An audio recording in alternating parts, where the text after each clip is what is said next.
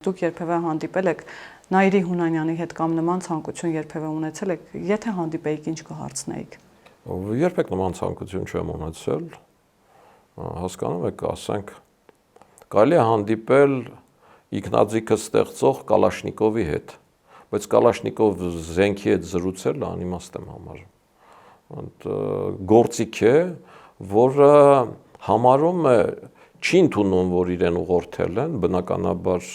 հատուկ գտել են այդպիսի մարդ, որը ինքնասիրահարված է, փառամոլ եւ որին ուղղորդել են։ Եվ ինքը երբեք էլ չի ընդունի, որ կազմակերպիչ է եղել ու ինքը այդ կազմակերպության մեջ ուղղակի դետալ է, գործիք է, ոչ թե ինքը իրեն գաղափարական մարդ համարող մեկն է, որ հետ հանդիպելը անիմաստ է, որ հետ հանդիպելը տհաճ է եւ նման ցանկություն չի կարող ունենալ որևէ կորուստ ունեցող անհատ, այդ կորստի պատճառ դարձած ինչ որ մեկի հետ, որի տրամաբանությունը ցածր է շրիշակից, էս առումով։ Ինչ վերաբերվում է նրան, որ ինչու չբացահայտվեց, ես այդ հարցին մինչ այդ պատասխանեցի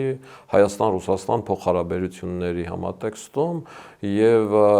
քաղաքական